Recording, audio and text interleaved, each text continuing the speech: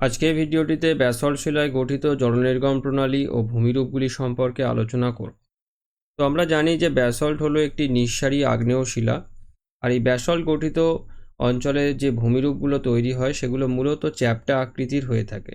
আমাদের ভারতবর্ষের মহারাষ্ট্রে যে লাভা মালভূমি রয়েছে, অর্থাৎ দাক্ষিণাত্যের যে মালভূমি অঞ্চল, কাথিয়াবাড় উপদ্বীপের উপদ্বীপ সন্নিকষ্ট যে অঞ্চল, সেখানে এই ব্যাসল্ট শিলা গঠিত অঞ্চল দেখতে পাওয়া যায়।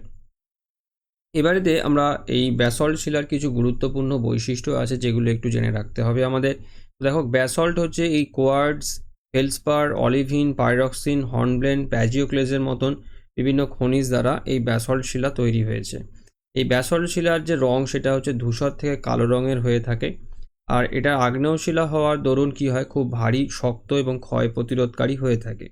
আর এই ব্যাসল্ট শিলাতে উলম্ব ফাটল বা দারণ বেশি থাকায় এর প্রবেশ্যতা বেশি। আর এই ব্যাসল্ট শিলা এই দ্রুত জমাট বেঁধে গঠিত হওয়ায় এর যে দানাগুলো হয় সেগুলো খুব সূক্ষ্ম হয়, যার ব্যাস 1 মিলিমিটারেরও কম হয়ে থাকে। আর ব্যাসল্ট শিলাতে সিলিকার পরিমাণ কম হওয়ার দরুন এটি একটি ক্ষারকীয় আগ্নেয় শিলার মধ্যে পড়ে। তো এগুলোই হচ্ছে ব্যাসল্টের গুরুত্বপূর্ণ বৈশিষ্ট্য। এবারে আসা যাক আমাদের আজকের আলোচনা সেটা হচ্ছে যে ব্যাসল্ট শিলায় কী ধরনের জলনির্গম প্রণালী গড়ে ওঠে। তো ব্যাসল্ট শিলা গঠিত অঞ্চলে যে জলনির্গম প্রণালীটা সবথেকে বেশি দেখা যায় সেটা হচ্ছে বৃক্ষরূপী জলনির্গম প্রণালী, অর্থাৎ ডেনড্রেটিক ড্রেনেজ প্যাটার্ন। তো এই ব্যাসল্ট শিলাতে এই যে জলনির্গম যে প্রণালীটি তৈরি হয় সেটা হচ্ছে তাতে এই প্রধান নদী ও তার বিভিন্ন যে উপনদীগুলো আছে সেগুলো পরস্পর মিলিত হয়ে এমন একটা নকশা তৈরি করে যেটা এই কোনো গাছের যে ডালপালা বিশিষ্ট যে শাখা প্রশাখা, সেই শাখা প্রশাখার মতন দেখতে লাগে। তো যে কারণেতেই এই ধরনের জলনির্গম প্রণালীকে বৃক্ষরূপী জলনির্গম প্রণালী বলা হয়ে থাকে।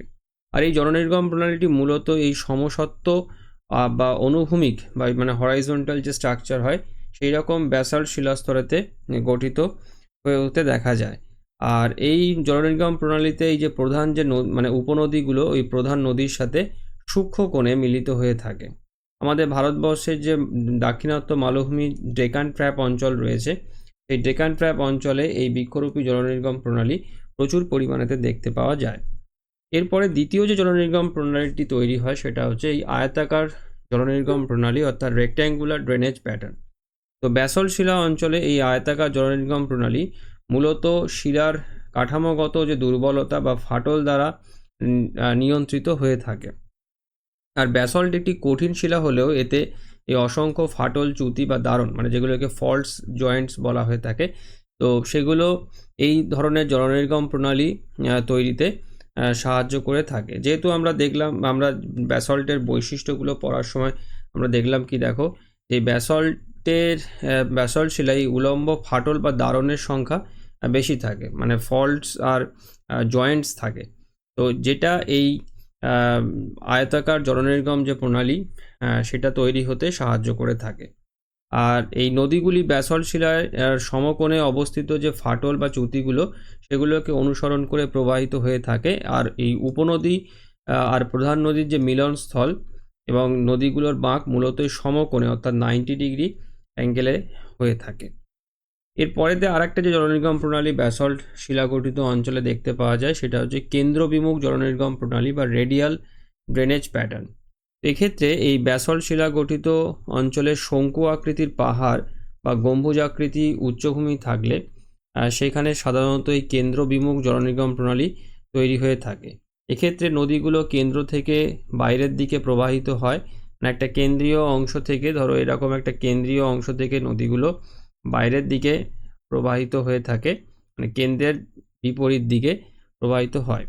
আর এটি মূলত ব্যাসল্ট শিলায় গঠিত যে আগ্নেয় পাহাড় বা গম্বুজাকৃতি যে ভূমিরূপ পাহাড়গুলো হয়, ডোম শেপড যে পাহাড়গুলো হয়, সেখানেতে এই ভূমিরূপগুলো দেখতে পাওয়া যায়। আমাদের ভারতবর্ষের এই ঝাড়খণ্ডের রাজমহল পাহাড়ে বা অমরকণ্টক পর্বতে এই ধরনের কেন্দ্রবিমুখ জলনির্গম প্রণালী লক্ষ্য করা যায়। তো মূলত এই তিনটে প্রধান জলনির্গম প্রণালী যেটা ব্যাসল্ট শিলায় খুব বেশি মাত্রায় দেখতে পাওয়া যায়। এবারে আসবো ব্যাসল্ট শিলায় কী ধরনের ভূমিরূপ তৈরি হয়ে থাকে। তো আমরা জানি যে ব্যাসল্ট হচ্ছে একটা আগ্নেয় শিলা। তো তো আগ্নেয় শিলার ক্ষেত্রে যেটা আমরা দেখি যে গলিত যে ম্যাগমা হয় সেই ম্যাগমা আর নিঃসারী শিলা ব্যাসল্ট, যে কারণে যখন অগ্নুৎপাত হয় সেই অগ্নুৎপাতেতে যে ম্যাগমাটা বেরিয়ে আসে সেই ম্যাগমাটা যখন শীতল হয় মানে ভূপৃষ্ঠে যখন শীতল হয়, বিশেষত যে ব্যাসাল্টিক যে লাভা যেটা হয় এই লাভা যখন মানে ভূপৃষ্ঠে শীতল হয় তখন বিভিন্ন রকমের ভূমিরূপ তৈরি হয়ে থাকে। তার মধ্যে সবথেকে কমন যে ভূমিরূপ সেটা হচ্ছে লাভা মালভূমি, অর্থাৎ ভূত্বকের একটা বড় সুদীর্ঘ ফাটল দিয়ে বিপুল পরিমাণে এই ম্যাগমা যদি বেরিয়ে আসে এবং বিস্তীর্ণ এলাকায় লাভা ঢেকে ফেলে এবং এই অগ্নুদ্গমটা বারে বারে যদি হতে থাকে তখন ওই লাভা প্লাবিত যে স্থানটা সেটা ক্রমশ উঁচু ও সমতল হয়ে এই মালভূমিতে পরিণত হয়। যেমন আমাদের ভারতবর্ষের এই দাক্ষিণাত্য মালভূমি অঞ্চল, যেখানে এই ধরনের অগ্নুদ্গমের দরুন এই ব্যাসাল্টিক লাভা গঠিত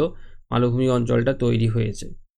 এরপরে আরেকটা ভূমিরূপ হয় যেটা হলো এই লাভা সমভূমি, অর্থাৎ এটাও ঠিক ওই মালভূমির মতনই, কিন্তু এটা সমতল ভূমি হবে। অর্থাৎ অগ্নুদ্গমের মাধ্যমে নির্গত যে লাভা সেটা কোনো নিম্নভূমিতে সঞ্চিত হয়ে ভরাট হয়ে সমতল ভূমিতে যদি পরিণত করে তখন সেটাকে এই লাভা সমভূমি বলে। অর্থাৎ এই ব্যাসাল্টিক লাভা বেরিয়ে আসলো ভূপৃষ্ঠে, বেরিয়ে এসে একটা কোনো নিচু জায়গায় জমা হয়ে সে জায়গাটাকে আরও সমতল করে দিল, তখন সেটা এই লাভা সমভূমির মধ্যে পড়বে। যেমন এই উত্তর আমেরিকার এই স্নেক নদীর অববাহিকায় এই ধরনের লাভা সমভূমি দেখতে পাওয়া যায়।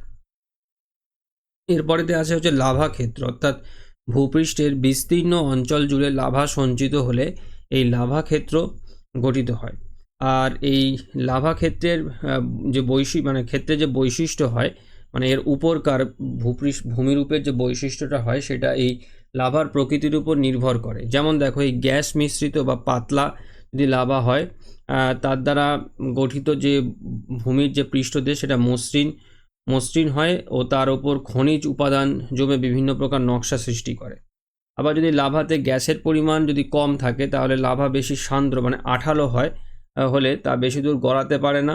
এর ফলে কি হয় না, লাভা ক্ষেত্রের পৃষ্ঠদেশে এই এবড়ো খেবড়ো এবং বা ঝামার মতন আকৃতিযুক্ত হয়ে থাকে।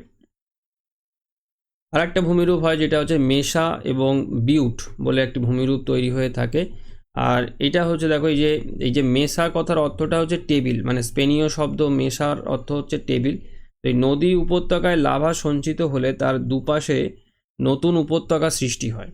আর ক্ষয়কাজের জন্য দুদিকের উপত্যকা যথেষ্ট নিচু হলে মধ্যভাগের লাভা গঠিত স্থানটি উঁচু টেবিলের মতো খাড়া ভূমিতে পরিণত হয়, যাকে এই মেসা বলে। আর ফরাসি শব্দ এই বিউটের অর্থ হচ্ছে ঢিবি। আর এই নিয়মিত ক্ষয়কার্য ও আবহবিকারের ফলে এই মেসার উচ্চতা হ্রাস পেলে এটা ব্যবচ্ছিন্ন হয়ে ক্ষুদ্রাকৃতির ঢিবির ন্যায় ভূমিরূপ গঠন করে, তখন তাকে এই বিউট বলা হয়ে থাকে। এবার আরও একটি ভূমিরূপ হয় যেটা এই শিল্ড আগ্নেয়গিরি। এমনি অগ্নুৎপাতের কারণে মানে যে কেন্দ্রীয় অগ্নুৎপাত যখন হয় তখন বিভিন্ন আগ্নেয়গিরি হয়ে থাকে, আগ্নেয়গিরি তৈরি হয় বিভিন্ন টাইপের। তার মধ্যে একটি আগ্নেয়গিরি আছে হচ্ছে শিল্ড আগ্নেয়গিরি, যেটা এই ব্যাসাল্টিক লাভা জমে তৈরি হয়ে থাকে। এই তরল লাভা অনেক দূর পর্যন্ত গড়িয়ে যায় বলে এই তরল লাভা গঠিত আগ্নেয়গিরি চ্যাপ্টা এবং অল্প ঢালযুক্ত হয়। সাধারণত আমরা আগ্নেয়গিরিগুলোর ক্ষেত্রে দেখেছি কি যে আগ্নেয়গিরিগুলো এরকম উঁচু শঙ্কু আকৃতির হয়ে থাকে, কিন্তু এই ব্যাসাল্টিক লাভা গঠিত যে আগ্নেয়গিরি হয় বিশেষত এই তরল লাভাতে সেগুলো এরকম বেশি উঁচু হয় না। আর এর যে মাথার উপরের দিকটা এটা এরকম চ্যাপ্টা হয়ে থাকে এবং অল্প ঢালযুক্ত হয়। আর এই ধরনের যে আগ্নেয়গিরিগুলো হয় এগুলো এই শিল্ড বা ঢালের মতন দেখতে হয়। তো যে কারণে এই আগ্নেয়গিরিগুলোকে শিল্ড আগ্নেয়গিরি বলে। যেরকম এই হাওয়াই দ্বীপপুঞ্জের মৌনা লোয়া বলে যে আগ্নেয়গিরিটি আছে এই আগ্নেয়গিরি এই ক্যাটাগরিতে পড়ে। যা আরও একটি ভূমিরূপ তৈরি হয় সেটা হচ্ছে এই স্তম্ভাকার ফাটল বা এই কলামনার জয়েন্টিং যেটাকে বলা হয়। দেখো যে ব্যাসল্ট লাভা যখন ধীরে ধীরে শীতল ও সংকুচিত হয় তখন অনেক সময় এটি এই নিখুঁত ষড়ভুজাকৃতি স্তম্ভের আকার ধারণ করে, মানে এরকম ষড়ভুজাকৃতি এরকম স্তম্ভের আকার ধারণ করে এইটা এরকমভাবে কলাম তৈরি করে, এরকমভাবে আকার ধারণ করে এবং এগুলো দেখলে যেন কৃত্রিমভাবে তৈরি পাথরের খুঁটির মতন মনে হয়, একদম নিখুঁত পাথরের খুঁটির মতন দেখে মনে হয়। যেগুলোকে স্তম্ভাকার ফাটল বা বলে বা এই কলামনার জয়েন্টিং বলা হয়ে থাকে। এর উদাহরণ হচ্ছে আয়ারল্যান্ডের এই জায়ান্টস কজওয়ে। তো এই যে ভূমিরূপগুলো আছে, এই ভূমিরূপগুলো এই মানে ব্যাসাল্ট লাভা গঠিত অঞ্চলে তৈরি হয়ে থাকে। তো আজকের ভিডিওটি আমি এখানেতেই শেষ করলাম। সবাই ভালো থেকো। Thank you.